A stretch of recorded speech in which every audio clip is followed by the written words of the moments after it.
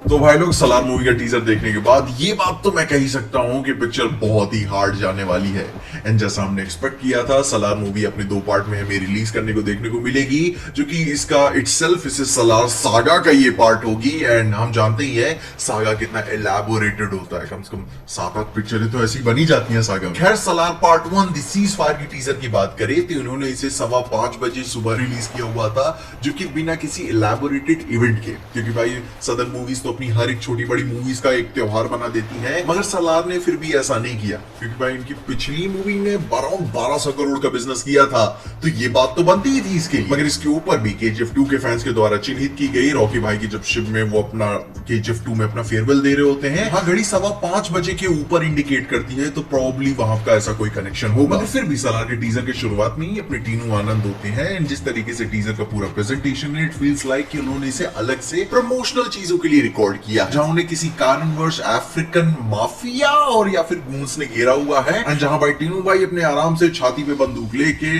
सलार के एग्जिस्टेंस को और उसके भौकाल को समझा रहे हैं कि लायन, चीता, टाइगर, एलिफेंट सब बहुत डेंजरस हैं, लेकिन जुरासिक पार्क में, एंड इतने में ही उसकी गांड फट जाती है। जिसमें से मैं पहले ही क्लियर कर देना चाहता हूं, मुझे KGF यूनिवर्स बहुत ही पसंद है। उसका जो पूरा वर्ल्ड बिल्डिंग है, डार्कनेस है, विजुअल्स है, जिस तरह से वो जैक स्नाइडरिश भाई वो VFX को यूज करते हैं, चुम्मेश्वरी लगता है। मगर फिर वहीं आ जाते हैं इसके डायलॉग्स, एंड भाई मैं बता रहा हूँ, वो डायलॉग सुन के जी खट्टा हो जाता है मेरा। मे बी वो कुछ ऑडियंस के लिए वो हार्ट पंपिंग होगा, मगर मेरे लिए नहीं है। मैं शुरू से ही ऐसे डायलॉग्स का फैन बिल्कुल भी नहीं रहा हूँ, जो कि बस तुम इसे ऐसे समझ सकते हो कि ये तुम्हारी उस हॉट क्रश की तरह है, जो कि बस अपना मुंह ना खोले तो अच्छा है। खैर, बाकी बात करें तो उन्होंने डायलॉग्स के बीच में हमें मूवी के ओरिजिनल क्लिप्स भी हमें देखने को मिलते हैं। मतलब कि ये जो टीजर है, from distance it feels like कि 2 अलग अलग क्लिप्स का अमेलगेमेशन है, जहां टीनू भाई की क्लिप एक प्रमोशनल स्ट्रैटेजी के लिए शूट की गई थी, एंड उनके बीच में जो हमें टीजर में क्लिप्स देखने को मिलती है, वो मूवी के असली सीन्स हैं। वो एक्चुअली में टीज था, जहां क्लिप्स के अंदर अगर आप ध्यान दोगे तो वो 2 सेटिंग्स आपको देखने को मिल जाएंगी, जहां पहला वाला मिलिट्री ग्रेड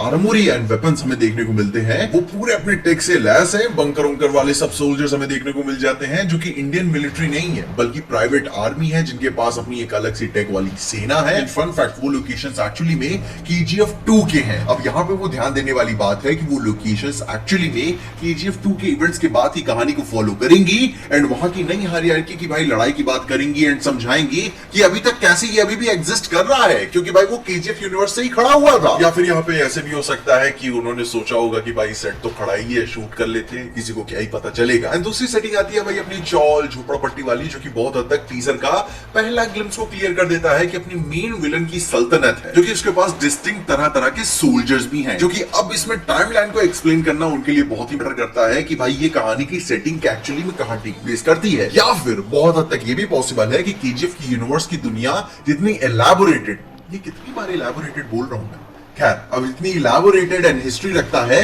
जो वर्ल्ड बिल्डिंग होते हैं अलग अलग विलन्स एंड भाई उनकी हायरार्की को लेकर, वो अलग अलग गून्स एंड सोल्जर्स होंगे, कोई एक बंदे को वो सारे बिलोंग ना करते हो, मगर इन दी एंड सब सेम ही बैटलफील्ड में हमें देखने को नजर आते हैं। तो भाई थैंकफुली सबका ओवरव्यू हमें इसमें ही देखने को मिल जाएगा, इसका एंड गेम आगे की मूवीज में देखने को मिलेगा, जहां अपनी मूवी का मेन विलन पार्टी भाई पृथ्वीराज सुकुमारन, वरदराजन मनार, भाई यार कहां से इतने भारी भारी नाम लेकर आते हो। खैर, इनका भी ग्लिम्स हमें देखने को मिल जाता है, अपनी गद्दी पे बैठ के टेंशन में बैठे हुए हैं सलार के इंतजार। एंड अगर हम यहाँ पे गलत नहीं है तो भाई सोल्जर्स के सीन भी हमें जो मैंशन में उनके जाते हुए नजर आता है, तो हो सकता है कि सलार ने कुछ और लोगों से उनकी टैक्टिकल हेल्प भी ली हो, क्योंकि सलार के weapon of choice, gear and armoury को देखते हुए मैं ये बता सकता हूं कि ये बंदा प्रोफेशनली ट्रेन्ड है, जो कि भाई रॉकी भाई अपने बहुत ही रफ बीस्ट की तरह लड़ते हुए एंड प्रेजेंट होते हुए नजर आते हैं, तो वहीं Salaar is more like a comrade fighter जिसने ट्रेनिंग ली। जिसमें से एक शॉट काफी डिस्टिंक्ट है, जिसमें सलार मूवी के रिलीजियस थीम्स के बारे में वो कुछ और चीजें हमें देखने को पता चलती हैं, जो कि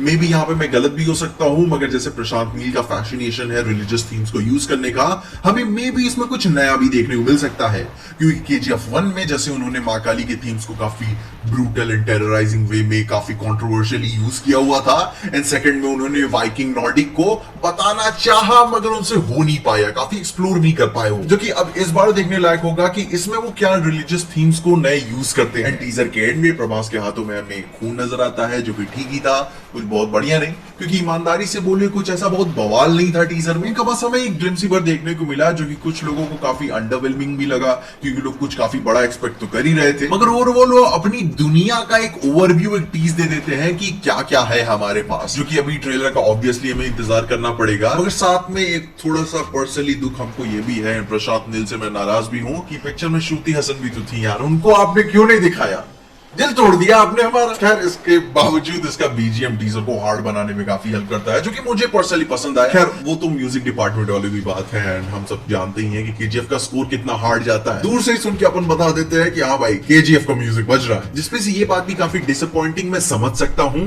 कि लोग प्रभास के लिए कुछ सब्सटैंशियल एंड प्रूविंग पॉइंट इस टीजर में खोज रहे थे, जो कि ये बात मैं पूरी तरीके से समझ सकता हूँ कि भाई प्रभास को आदि पुरुष के बाद मैं भी देखना चाहता हूँ खुद को प्रूव करते हुए कि हाँ अब तो प्रूव कर दी बाहुबली के बाद खुद को, जिसमें से उनका बस दूर दूर से ओवरव्यू देखने को मिल रहा है। काफी वो लीन नजर आ रहे हैं, जो कि ये देख के काफी अच्छा लगा कि उन्होंने मेहनत तो की है अपने अपीयरेंस के ऊपर, जिसमें से ये काफी अच्छा हो जाता अगर वो थोड़ा सा और हमें दिखा देते कि कैसे वो नजर आ रहे हैं, थोड़ी सी मूवी की एक्सपेक्टेशन एडजस्ट करने में थोड़ा और बेहतर होता। मगर इन सब बातों के बियॉन्ड में ओवरऑल इस टीजर को गुड बॉक्स में ही अपने रखना चाहूंगा, क्योंकि कुछ डायलॉग्स एंड श्रुति हसन को ना दिखने वाली कमियों को छोड़ दें तो मुझे टीजर अच्छा लगा, एंड दैट्स माय ओपिनियन। बाकी तुम अपने बताओ, मुझे अभी भी मूवी को फाइनली एनग्रोज एक्सपेक्टेशन एडजस्ट करने के लिए ट्रेलर की जरूरत होगी, एंड बाकी तुम अपने एक्सपीरियंसेस में कमेंट जरूर बताना कि तुम्हें ये टीजर कैसा लगा। और इन्हीं सारी बातों के साथ साथ मैंने बिग बॉस के ऊपर एक पॉलिटिकल एनालिसिस भी किया हुआ है, जिसके लिए तुम मेरी ये वाली वीडियो जरूर चेकआउट कर लेना, तुम्हें सारी इन्फॉर्मेशन मिल जाएगी। मगर तब तक के लिए देखते रहिए टीजे एक्सप्लेन।